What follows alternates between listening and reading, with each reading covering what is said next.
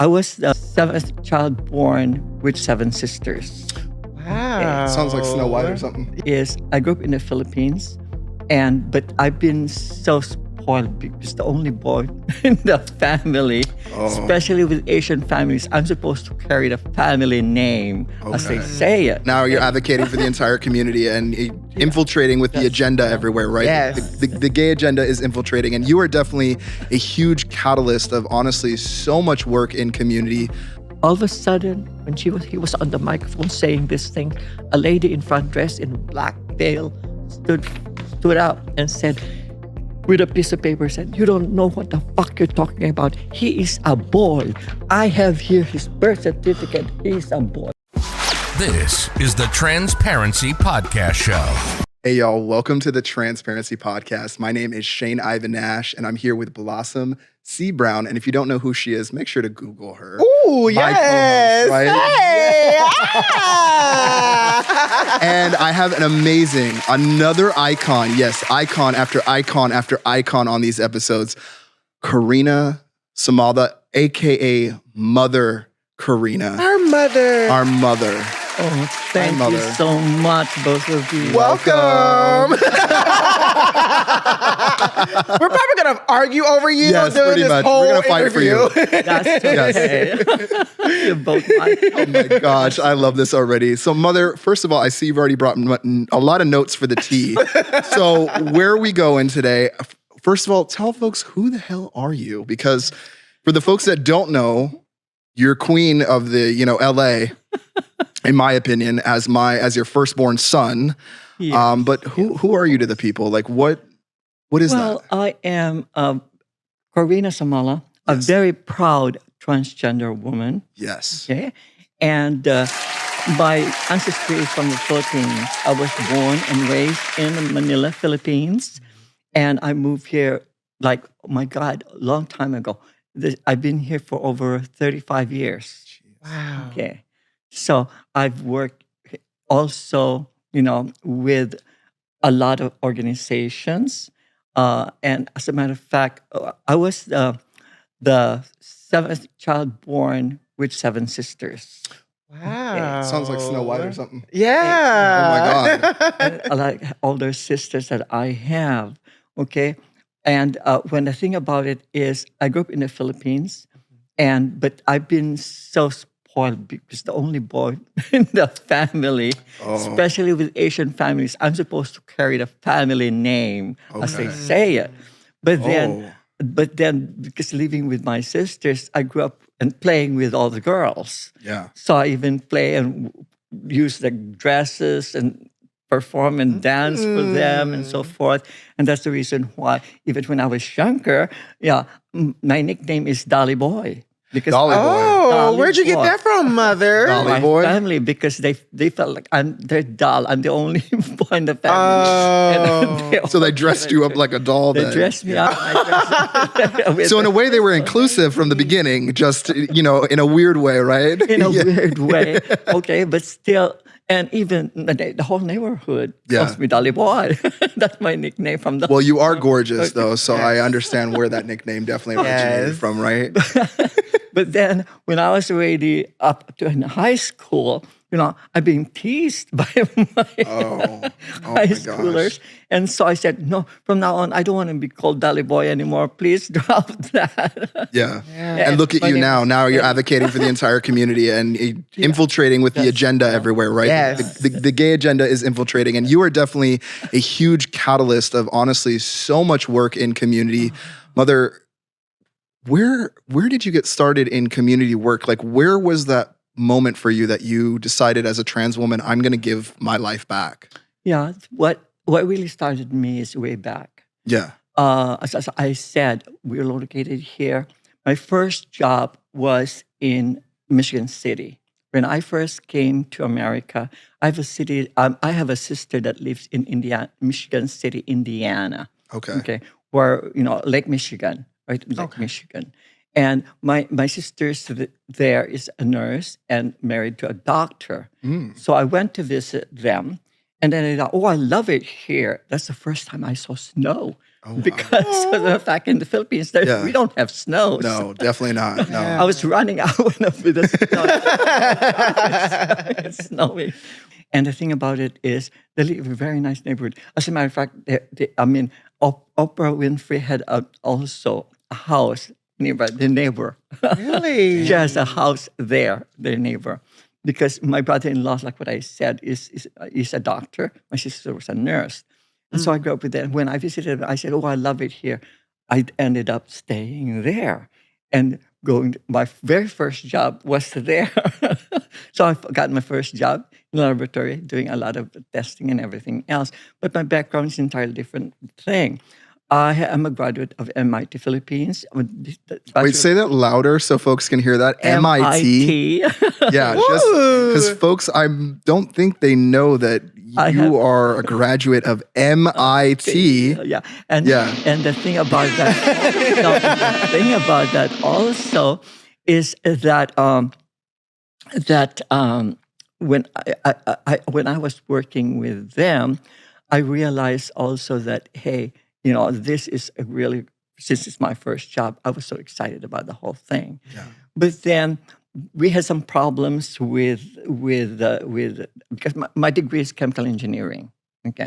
Wow. So that's what my degree is. And so I said, I don't want to work in a laboratory because we were in a laboratory at that time.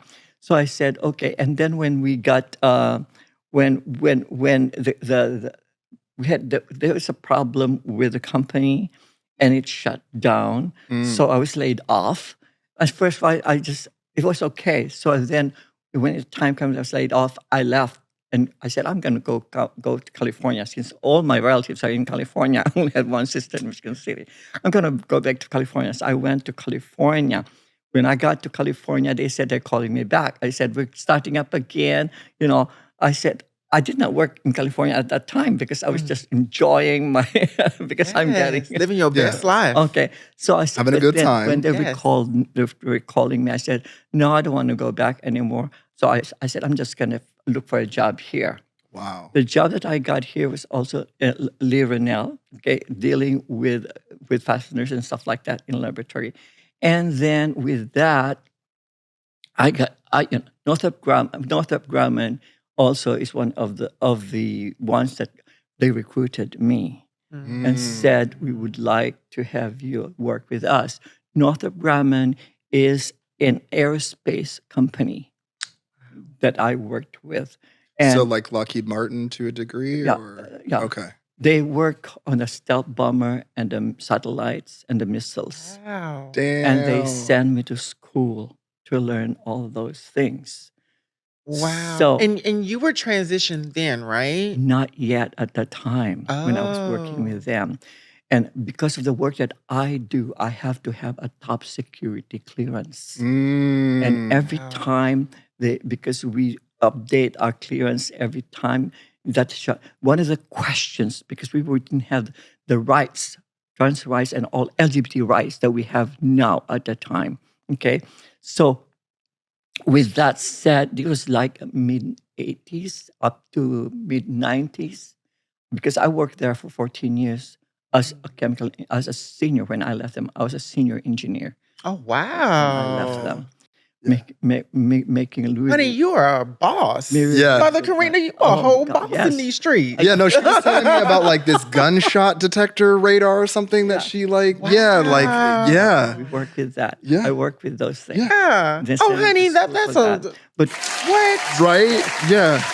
And that's just what you've done in your professional career in that aspect. We haven't even got into activism yet. Yeah. Okay, with that said, then I kind of realized, because one of the questions that I asked when I applied, for my security clearance, one of the questions that they asked is, are you a homosexual? The word gay and also not homosexual. A homosexual. One of the questions that they asked.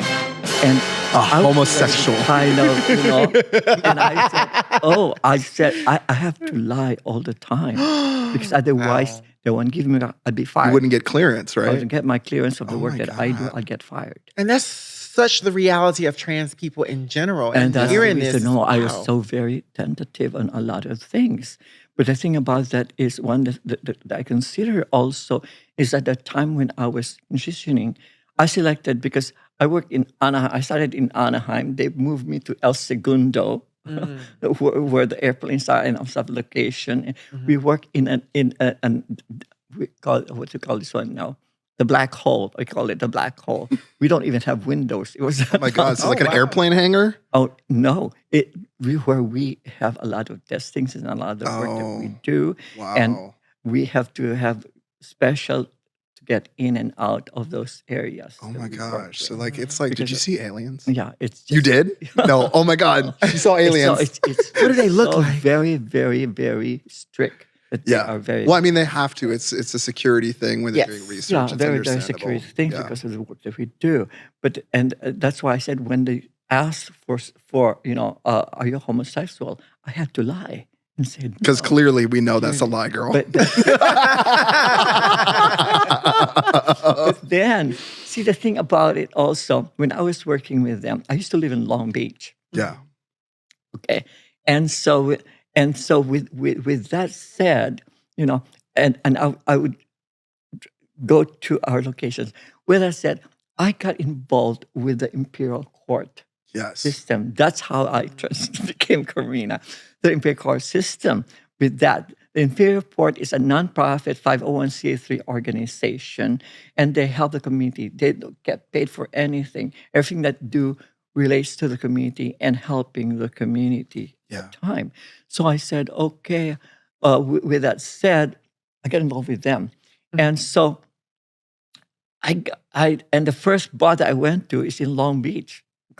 One of the gay bars in Long Beach. Which one was it? Oh God, Ripples. Ripples? It used to be Ripples. Like I remember They call Ripples. it. Yeah. Way, way back. Yeah. Okay. So Ripples. So with that said, I went there and stuff like that, and the Imperial Court had a pageant called the King and Queen of the Closet Ball.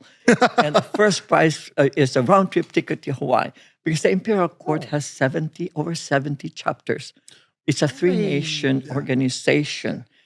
We have, I think, 15 in Canada, and then almost every city has one. Isn't it one of the oldest nonprofits One of too? the oldest. Also, That's still in existence. It started About what, 80? 1965. It started. 60. Okay. San Francisco. That's been 60 by almost Mama 60 Jose. years. Yeah. And the one in Los Angeles started 1970.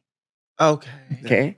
So with that said, I got involved with them. Come on, enter the pageant. Come on, enter. So I said, I'm going to Well, wait, is that where you got me to enter the pageant? Is that where the energy came from, Mother? I'm seeing the influence. Yes. So I entered the pageant. First, the pageant that's why it's called Closet Ball. You come out as yourself. You do the parading and everything. There's a Q&A portion of it. And then after that part, you go to the backstage. Somebody transform you to the outside. Like I came out as a boy. I go backstage. Somebody transformed to a girl, Gorgeous woman. Yeah. and then they add both scores, and whoever wins becomes the king and queen of the closet ball. That's why it's closet ball. Okay. And clearly we know who won because Mother Karina was bestowed with that title. And I said, oh my God, I love these pageants. I would like to join these pageants. They sent me, I started joining pageant, Queen of the Universe, Queen California. I started winning. I was sent to Chicago. I started winning the pageant. Yeah, you were eating them up. I brought I don't know, at the time I didn't know how to, I brought my own makeup artist that does all those things. That was actually smart. But at the same time, I'm still working for Northrop Grumman. During the day, I work. Working with aliens and stuff. During the day, I work in a Where's suit. the alien button? I know we got an alien button on here somewhere. I don't know. I don't think I we have could have sworn alien. We got a code It was a one. creepy. Which one is the creepy one? Okay, yeah, the creepy one. I was like, Conspiracy theory. In the daytime, I work in a suit and tie, going to work. At night, I dress up and go to the gay bars in West Hollywood. It's giving Gemini energy. No, I actually, right? It's you know giving what? Gemini. It's funny because we're both Libras, but I almost have a similar story where I will leave the house dressed one way, but then you know what I mean? But get in my shindig and go to the club. Yeah. And I was doing sex work at the club, believe it or not. We called it parking lot pimping, okay, for me. But that's how we made that slut money, right? Yeah. We have a thing where I like to make slut money, okay? to what I call it, and when I also work with law enforcement and everything else, I call it survival sex for most of our community members. Yeah. I don't even call it, sex work. I don't even call it, it's survival sex, because a lot of our community members are being thrown out on the streets by their parents for non-acceptance of who they are, who they want to be. Exactly. So they end up on the streets doing survival sex. And when I work with law enforcement and everything, I even said police commissioners meeting and said, what's wrong with that? I said, you should legalize. I said, yes, we should. You should legalize it. But what they do, I said, in Las Vegas, Nevada, and all those states that legalize it, in that way you can tax them. I said, tax protection. There's a lot of also it's controlled because of testing. They have to go through a lot of the testings, and they have to all those certificates that they have to. And I also always tell them, but the problem with that, they just say, but the problem with that, it has to go to the ballots by voting, and it would never pass here in Los Angeles, also California, because of a lot of those religious groups was going to be against that to legalize prostitution. Wow. Because I think in Vegas, if I'm not mistaken, or is it outside of the Strip, that it is legal? In Vegas, it is. I think Vegas, you can actually do it within city limits as well. But then there's also the Bunny Ranch that is like specifically designed for the space and the activity. It's legalized. It's like security and money processing and that's why safety for the I looked folks. into all of that before, and I was pushing that. But as a matter of fact, wait, are you trying to start a bunny ranch? That was a perfect one. That was a good one. That was a good one. That's what, because I've always wanted there to help and protect our community. And that's the reason what it pushed me to really fight the system, and it pushed me to do what I'm, because of the happened with me, with my job and everything else. At that time, even when I was working at Northrop, I overheard my secretary talk at lunchtime, talking to the other secretaries. I had my office upstairs, and they were downstairs. I overheard them talking about me. They said, look at him. He's changing. Look at the way, because I was trying to grow my hair, but bundled up, of course. And we have a similar story. They said, look, he said, how unprofessional he's looking right now and everything else, because I think they're noticing the changes. So I was really mad at her. I called her up. And I said, listen, I overheard you at lunchtime talking to the other secretaries, and I don't appreciate you talking about me. First of all, I said to her, I was not hired here for my looks. I said to her, I was hired here for what I have in here. I said, and I was sent to school for that. I said to you, and you don't even have any proof at all. They were just talking and stuff like that. You don't have any proof. You have it, because if they have proof, I would have been busted out. Okay, you don't even have any proof. I said, and she was a little bit chubby and fat. Oh, mother. So I said to her, if I tell them, I said that you're fat, I said, they have to believe me because I have my proof. Mother.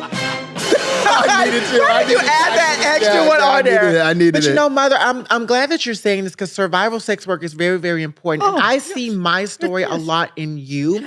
For me, it was the parking lot pimping or whatnot, but I went through the education system as a way of surviving or whatnot. But they don't tell you that I almost got shot. I got robbed. I got maced in the face. The girls were competing against each other for dates. Like, that was a lot of our reality back then. And I have a lot of stories like that. Yeah. I even put a knife on me. The other one is a gun on me. And I talked them out of it.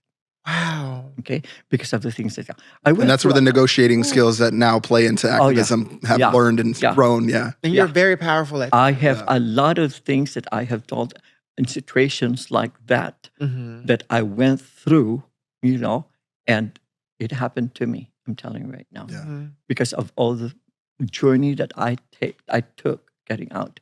Yeah. I lost a lot of money when I quit my job. Okay, I was making so much money by then. Yeah. Okay, but I had to leave. I decided. I said to myself, finally, I decided to quit my job. This is mid 1990s. I quit my job. I said because of the fact that I said life is too short for me to live this double kind of life. Yes. I'm not living my. I wanted to live my true self as I right. am. That's when I decided to change and quit my job because I wouldn't. They wouldn't hire me. Yeah. Now, Mother, you are a driving force in this community. And as someone who came in 2016, we met right away. We connected. You took me under your wings just like that. I remember we were at some community event or whatever, and I started crying or something. And you just came over to me and just hugged me. And you really are the mother of this community. Can you tell us, how did that name become? How did you become Mother? Yeah, where does that come from? Because The community members. Yeah. Because Okay. I encouraged our community to have our own chosen families, to be there for each other, to help each other out. And the thing about it, they started calling me Mother.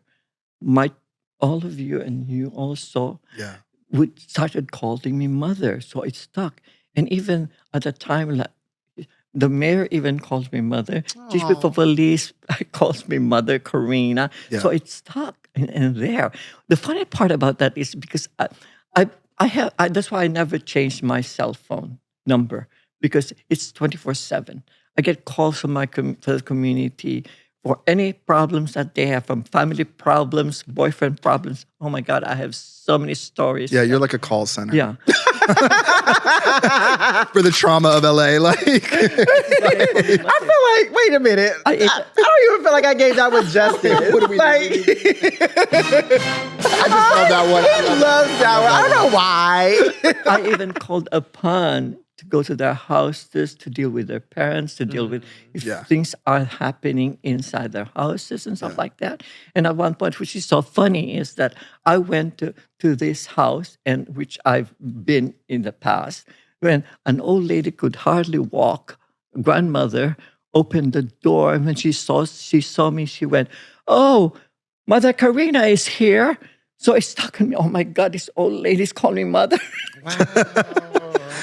I think it's a title that I have. Yeah. That's the reason why they're doing that. They call me Mother. This old lady calling me Mother. Okay. Well, you've definitely earned the title. I mean, Mother, like you have played the role for a lot of folks in community. I mean, a lot of the leaders that are currently in place today, I can trace back roots to your support, even including my own, because I came into community around probably 2010, 2011 era. And that's when I met you through working various projects. And you just kind of pulled me under your wing and taught me the importance of not just building myself up, but investing in those around me.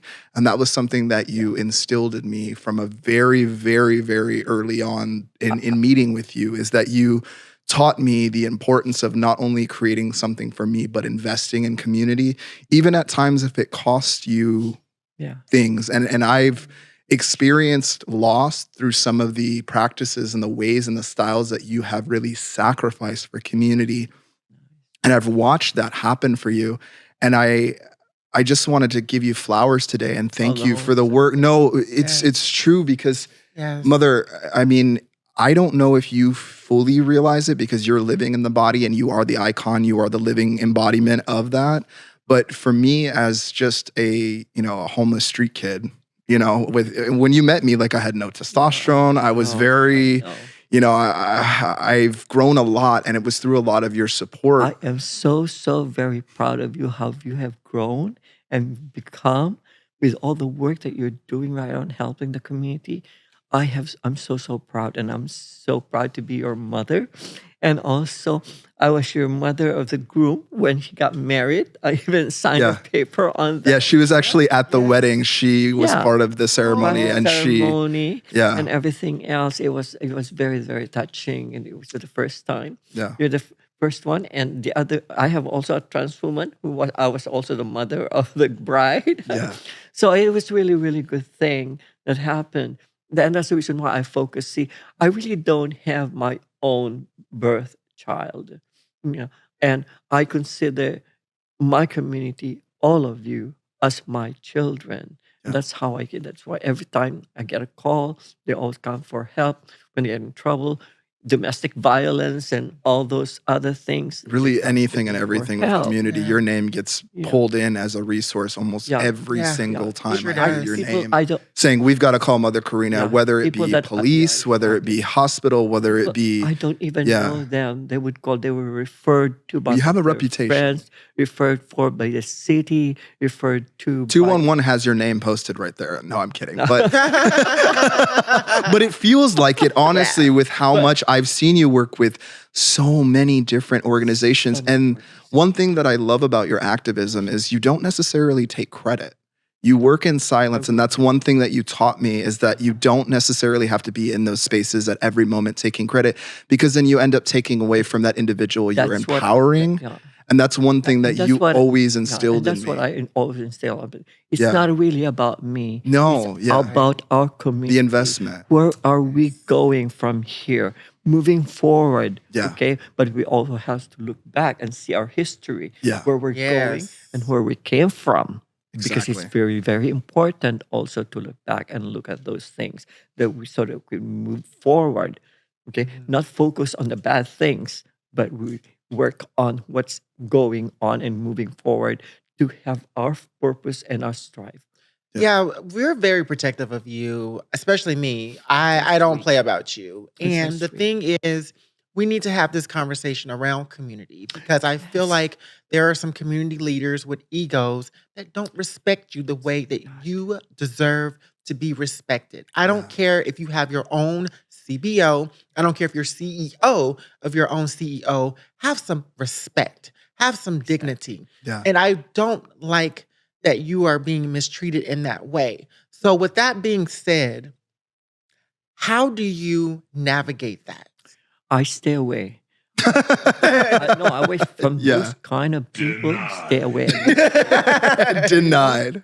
How you are, you know who you are. Yes. And you don't need to be distracted with that. There's still a lot of drama, I call it. Community. We call it tea, Mother. Yeah. Is there any tea available? Is the tea hot? Exactly. You need a sip of the Community drama. And even when I was even starting, because I had to work with law enforcement because of the things that we were doing. Because I fought with them, really, especially. I hated the especially. Girl, same. Remember, God. it's hard to be in the room when you're also fighting with It them. is. It's especially with those officers that are, what do we call this one now? Oh God, I'm forgetting the word now. They don't have uniforms. They just go in the streets. And Undercover. Okay. Yeah. Undercover. I Thank hate you, it. Solomon. Thanks, Solomon. Undercover. Shout out to the producer. I hate those undercover agents. That's the reason Yeah. why I got involved with the cops because of that.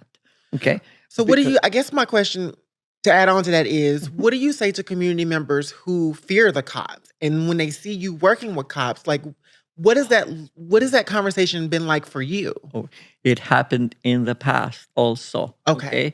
Because I go to work with them because of the problems that we are experiencing as a community and the problems that I have to go to with the chief of police and everything else because of how our community, how my children are being treated. I fight for that reason. But most of those events that I got invited to be there with them, we is in a restaurant or a place that we are eating.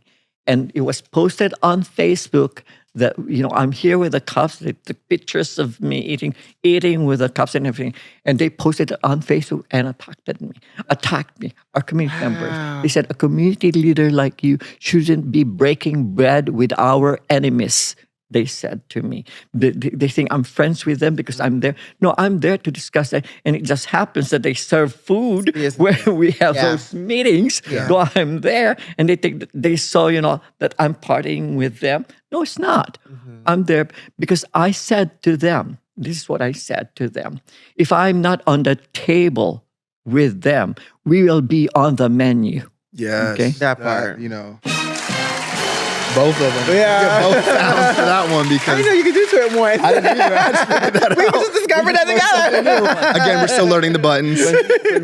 When we pride with them, I tell them and things like what I said, Yeah. and things like that. And I fought with those people. And the problems with our community, that's how I got involved with Chief Grimala. He used to be a captain of the Hollywood Station. She used to be a captain of the Hollywood Station, because we had problems with our community. I go to her and say, hey, listen, what's going on here? Okay. First of all, at that time, way back, because my involvement with the community through the pageants. Yeah. So I started the pageants. I got Queen of the Universe, which I won 1991.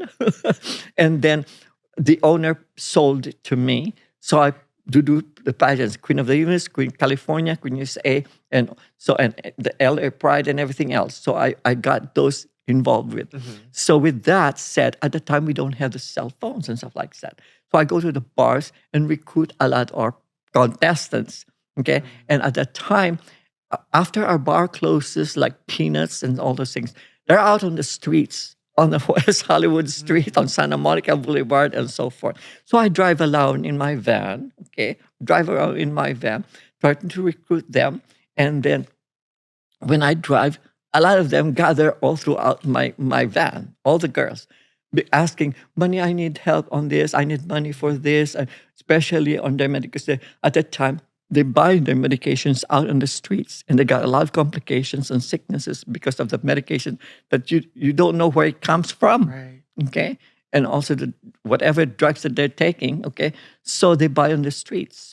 So they come to me for help with that, and then the undercover. That's why I said I hated them. They thought I am pimping these girls. Okay, that I'm the mother of and pimping these girls, and so they even would roll down your window. I never got out of my car. Roll down your window. They would throw money at me and said, "I want to meet that girl. I want to meet that girl," because they call me mother and they're all coming to me. So I think, oh no, I was even labeled as the mother of all the prostitutes. I go to our local bar.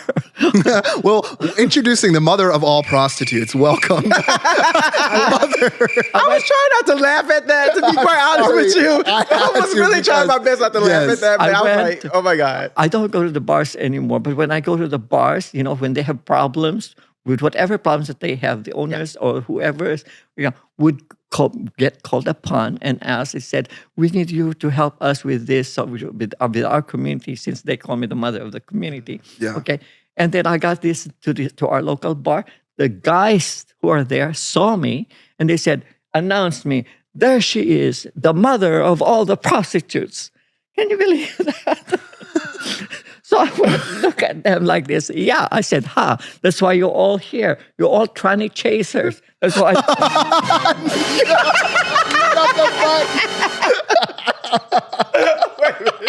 Wait a minute. We need a moment. We may actually need a moment here. I said it to them. And they laugh about me. She said, well, they know I'm they're joking. They're joking me. They're joking.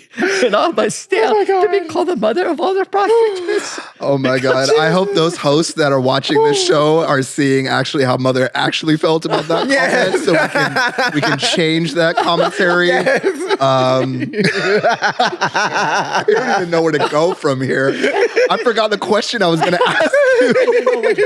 That's what I'm trying to tell you. You know what happened to me one time? Mm-hmm. I was driving on the streets. All of a sudden, this guy's, pull over. Mm-hmm. Okay? He was wearing this.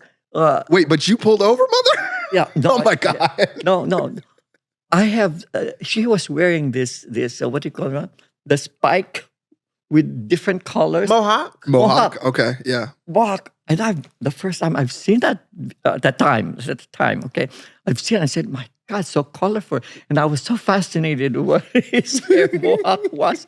And so I pulled over at McDonald's on Western Avenue and Santa Monica. I pulled over there. He followed me there, okay, at McDonald's. And he said, listen, he said, I really, really like you. I think you're very beautiful. I have a hotel room there somewhere. He said, can you come with me? I said, no. I even said to him, no, I'm not here for that. I said to her, I'm not here for that because I know where he's coming from. I was just so interested and look at your mohawk. I stayed in my van, in my car. He came to my window, okay, and showed me his mohawk. So I even touched the mohawk like this. Oh, wow, this is... You always get in the craziest situations. The most random people come up to you and talk to you. And I've experienced this being around you several times. Like just some random ass people will be like, Mother. Yeah. I have a room there somewhere. I said, no, I'm not here for that. I even said to him, I'm not here for that. Yeah. It was already like maybe 4 o'clock, 5 o'clock. I'm going to go home, okay? When I went to the gasoline station, to the nearest gasoline station because I'm running out of gas to get home. He followed me to the gasoline station, offered to pay for my gas. And I said, no, I have money. I told you. I'm not here because I'm seeing what I got. Once I left the gasoline station, a patrol car lights pulled me over. The moment I pulled over, I was surrounded by undercover. Oh my God. I said, where's that guy? I kind of put 2 and 2 together. Where's that guy? I already told him. I said, why are you stopping me? Why? They said, the other one said, loitering. The other one's prostitution. And what? I said to them, it was so embarrassing because they got me out of my van, my car, on the street with my hands like this, and searching me. Spread about with my hands like this, and I said, "My God, if they can see me now with a handcuff on," I said, "Wow, this is so embarrassing." Yeah. I said to them, I was so pissed, and then the undercover were surrounding me, and I said, "But the cop that searched my car, they even looked to my cell phone, searched my car, said, you better let her go. She's okay." Okay. Then they were worried. He was worried. The sergeant that was in charge of it was sergeant. I was fighting with him. I said, "Who's in charge here?" Sergeant. Okay. I said, "You should call your captain." I said, "I'm Karina Samala." I said to them, and better let them know. I said, "Put some respect on my name, right?" Yeah. Don't you know who I am? Yeah. No. I mean, truly, when I was dealing with my situation, when your name was brought up, they definitely got scared because of the work that you've done. And I feel like you even took your experience with that arrest and you've made an impact, especially in LA County with the police and actually doing the trainings to correct that. I called at that time Chief Grimala. He was the captain of the Hollywood station. I called her up early in the morning. I said, "What time are you going to be there? I would like to talk to you and also your lieutenants." I said, "Undercover lieutenants. I want to talk to them." I said to them, and when I entered the room, I have a piece of paper. I did most of the talking. Here, write your name down and your number. Badge number, yeah. Because I would like to know who I am talking to. I said to them, first of all, I said, "This happened to me." I said, "And this is entrapment." I already told that guy no. I already told them that I'm not there for that. And he still arrests me for that? They do that to trans women still to this day a lot. Yeah, they do. You know, it's I was so mad. Yeah. They released me and they said, there was a Chief Grandma was very nice. And I've worked with her, with a lot of our community members who's been there, okay? Because what happened is, if you get arrested by LAPD, okay? And we only have for the short-term jail before you go to court, we put them in a jail, which I work with them also. Is it separate from men? The jail? No. The jail that we have separate housing for female and for male. Okay, perfect. Even in LAPD jail, okay? Okay, gotcha. We have, but they only hold you before you go to court. Okay. When you go to court, the county comes in. The sheriff department picks you up, take you to court, and then depends on the judges whether you're going to be released or you're going to go to prison. If you go to prison, they take you to county jail. So I worked with those. I work with the policies of the LAPD, policies that they're still using. I was the chair that created those policies on interaction with transgender individuals that they're using, and also with the sheriff department. We give training. We're working on the sheriff's department still now. Yeah, I'm no, still that's with really them. important, though. The prison industrial complex has been really, really challenging for our trans women community. Mhm. And so seeing that you've done that work is truly, truly fruitful. And we here in LA see the fruitfulness. And I think that a lot of cities around the country can benefit from what's happening from the work that you have been implementing for all of these years. And I owe that all, okay, I'm telling you, I owe that all to Jeffrey Prang. Jeffrey Prang was the mayor or city council of West Hollywood at the time. But his day job, all of them have day job, okay? All the city commissioners of West Hollywood have day jobs of their own. Jeffrey Prang, his day job was at the LA City County. He was an undersheriff to Leroy Baca at that time. Yeah. And Jeffrey Prang even supported me in some of the stuff that I was Oh, that's going good. through. That's good. Yeah, like we're Right. actually friends on Facebook, Right. and it's surprising to see him still And even. he, But that was because Mother Karina kind of connected me to the resource. he was yeah. gay at the time. He was gay at the time. He started the LGBT Advisory Council Yep. of the county, and then he recruited me. He said, "Karina, I'm starting this LGBT Advisory Council for the Los Angeles Sheriff's County, and I would like you to be a part of this." I said, "Okay." And at that time, I was still an engineer from Northrop, and I said, "Wow." I said, "Okay." So I met with him on weekends. We met at the restaurant. Now, what I said, next to the. Was that I forget the name of that restaurant now. Close to 7969. It's close.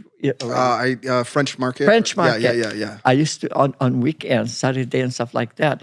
And I have a long list because I'm an engineer. I don't know how the county, the city runs. I don't have the policies on the city. I asked for him the policies and all those things because I'd like to learn all those things. So that's how we started. And he was the one that really encouraged me to get involved with the community, know more about the community. So I got involved with the Imperial Court and all those things and all the other organization. And then at that time, we were just a task force in West Hollywood. We were not even an advisory board. They had gay advisory board, lesbian advisory board, but we were just, some transgenders just surfacing right at that time. We were just a task force, and I was in the task force part of it. Okay. Then I went to him. I said, "Hey, how come we're just a task force? You have a gay advisory board." I said, "A lesbian, we're just a task force." And I even complained about LGBT, okay? We used to be GLBT at that time, GLBT. And then the lesbians complained. So they changed it to LGBT, lesbians first. I said, "How come we are always last?" I said, bi is even before, Our marketing is showing that we're last. I said, "Why is that?" Exactly. Something's wrong with that. I said to them, I complained about that. And then I said, "What does it take for us to become an advisory board? How come we're just a task force?" I complained to them. They changed. I said, "Oh, yes." I said, "This guy," he went to the city and started our LGBT trans advisory board. That we are all actually on as. She's the chair and I am the vice chair. Yeah. No, but we started 2009.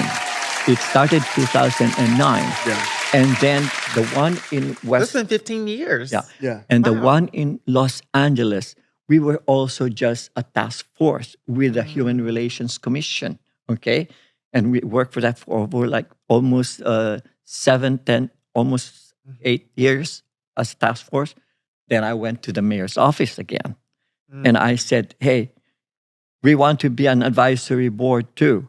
So I changed that. We started the one in Los Angeles 2016. And guess what? 2017, Minneapolis, Minnesota was the third in the whole country. I got interviewed by the... So you started the first two, Yes. correct? So you started the one in West Hollywood and also the one in LA. in LA. Yeah. Yeah, and I stayed there because I want to make sure that we're doing the right You're a thing. legend. Yeah. And you need your flowers. People need to hear the backstory of this community in LA and how prominent you are. Tell me, Mother Karina, what And would you like? let me add, Oh, okay, okay. to that Minneapolis. I got called by them. I got interviewed by the Tribune that they have there Mhm. when they started 2017. Gotcha. What's really thing about that is we only have 3 in the whole USA. Every Wait, and you other and I serve on 2 of them? High five. Yes. That's a big deal. That's actually a really big deal. Yeah. Okay. It's a really big deal. Yeah. I got interviewed by them because we are the only advisory board that advises the mayor, the city council, and government within that municipality on any specific issues about the transgender community. All other cities have GLBTs, not a trans-specific advisory board dealing with our transgender community. I thank you so much for that, Mother, and the work that you've done, because it is incredible to not only start the first one in West Hollywood, which is kind of where the brainchild started, but to not only then influence another city as large as Los Angeles. I'm so very surprised that even San Francisco don't have a trans-Pacific advisory board, or New York. Yeah. Well, you may have just inspired them by calling them out right now. Yeah, no, we're calling in that energy. Absolutely. So that's the reason why, and I fought into that one and push it through. Yeah. Oh, thank you so much for explaining that in deep detail, Mother. You know, because you are a legend in this community, I really want to know, what would you like to see for your community in this day and time? Yeah. Because you have upstarted so much in our community, and so many of us, like me and Shane, are inspired by your work. Yeah. What ultimately would you like to see for our community? And encourage them because of the drama, the big drama with our community, the Drama? fighting. What drama? What The infighting?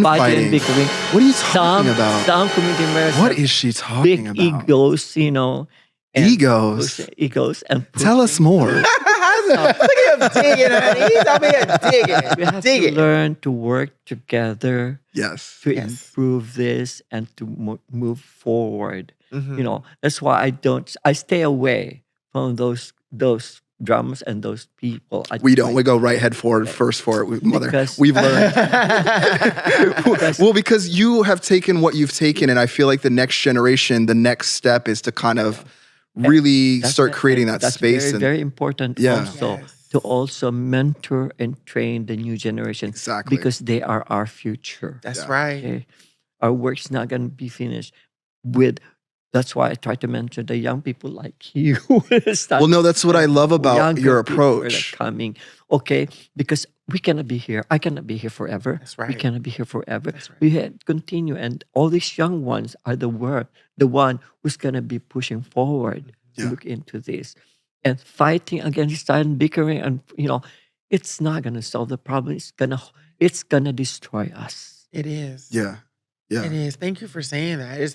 It's true. And I always think that things like white supremacy and access to certain Mhm. resources that are Especially- not trans specific Yeah. does play a part in that. And I just, for me, when I see how you have really built up in this community, it bothers me that you're not respected the way that you should. And I think for me, coming into this community a lot later than both of you have been here, I've witnessed that. I've witnessed the racism, the anti-Blackness, all of the other things or whatever. But to see someone of your empowerment not get your flowers and to be disrespected by people who have a platform, who is supposed to be a light for other trans people, it saddens me. And I almost want to cry, because it's just kind of like, we cannot be treating our trans elders like this. And me coming from Mississippi and me having a different upbringing or whatnot, I understand that completely. And so, Mother, what message would you like to say to those who just may not know better? Yeah, like what I'm saying. That's why I always believe also for us to move forward is the 3 V's. Be vigilant, visible also, and vocal. Ooh, yes. Have a voice. And also to vote.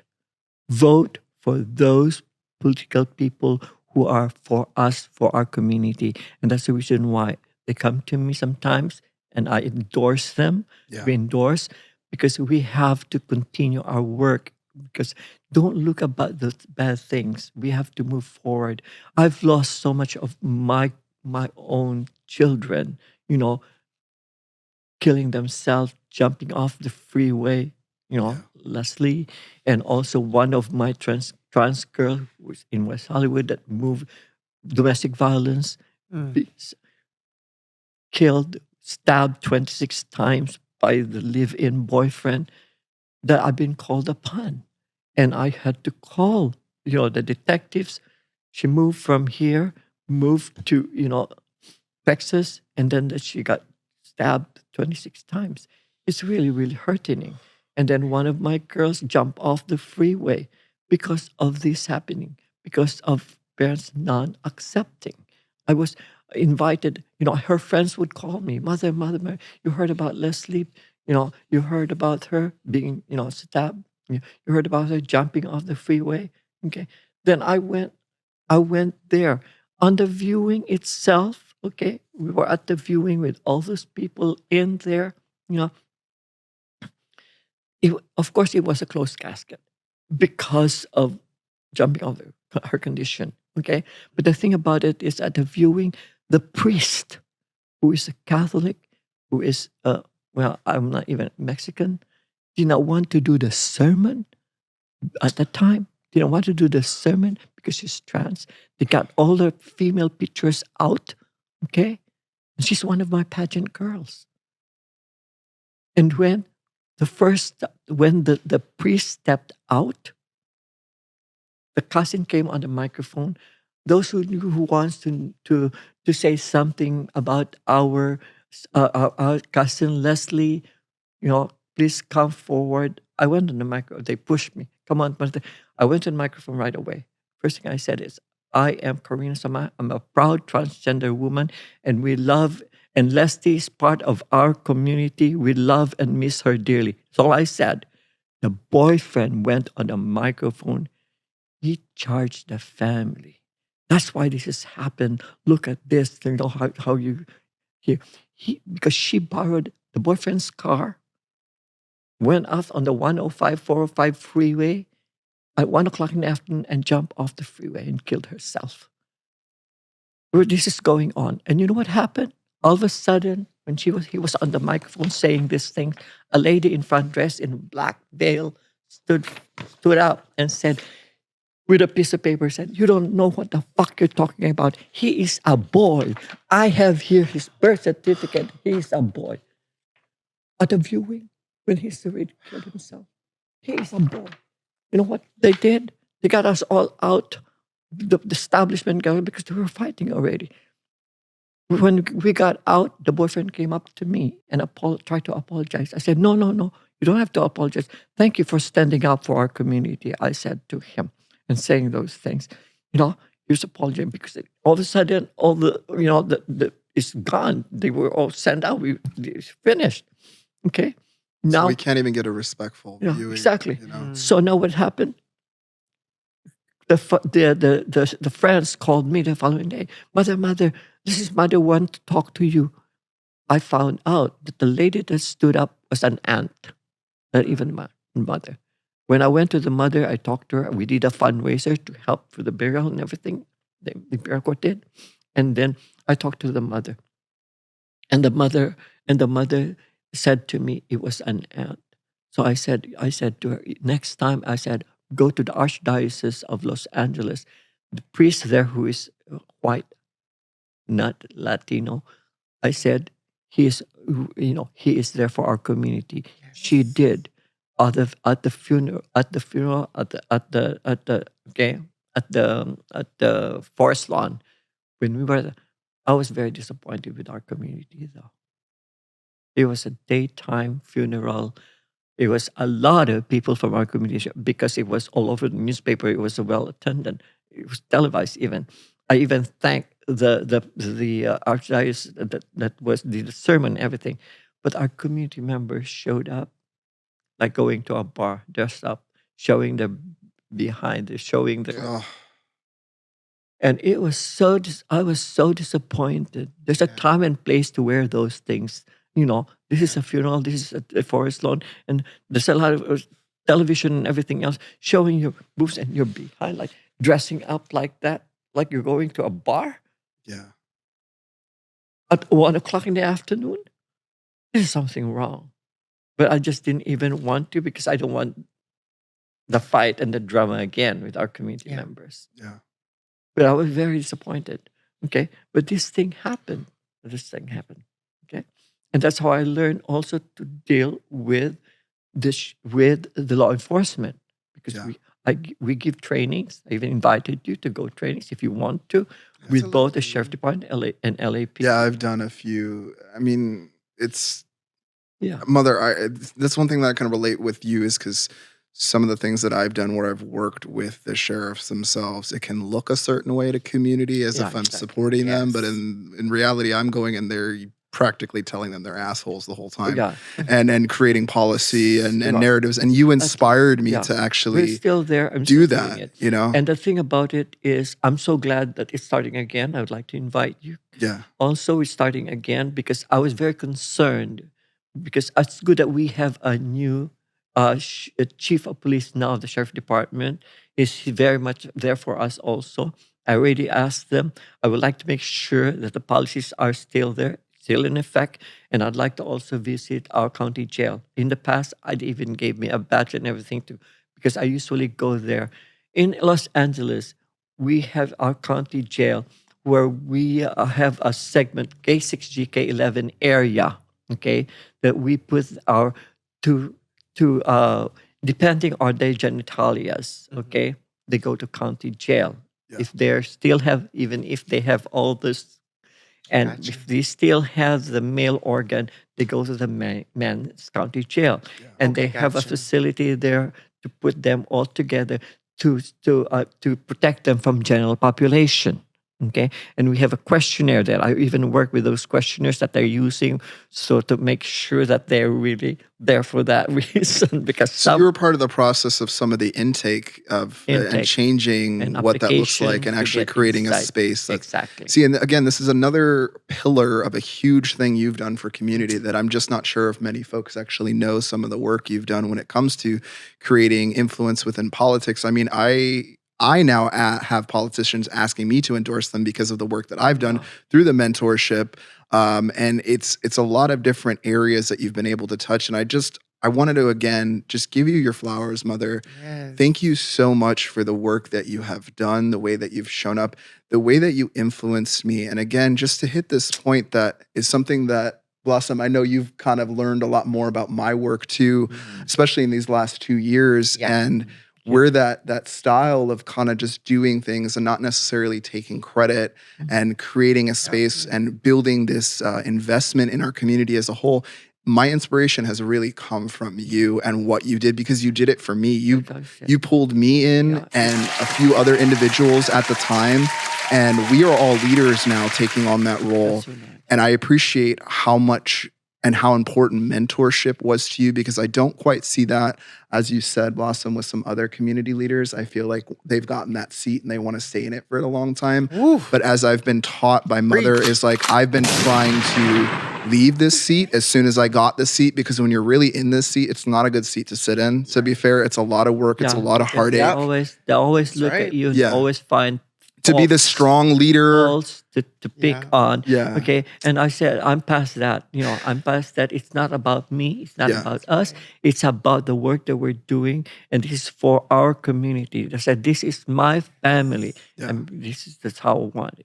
Well, it looks like we're at the end. Yeah, we are. Oh, we did. We make it all. Where's the boo button? I think it's over here. Is it? No. I think we passed it. Boo. Wait, I saw a boo in there somewhere. There it is. Okay, there we go. Mother, just thank you again for everything you've done. I mean, you have a mural in Hollywood with your face there. You have history, and you've influenced and supported and mentored so many different community leaders. And I hope you see your work, and I hope that I continue to make you proud. There's another funny thing, because I got phone calls from our community members calling me, mother. They said, I see those homeless peeing all over your face in the mural. And on that note, if you'd like to actually head over to Hollywood and actually pee on her face, what is the location? It's Hollywood, and what's the street?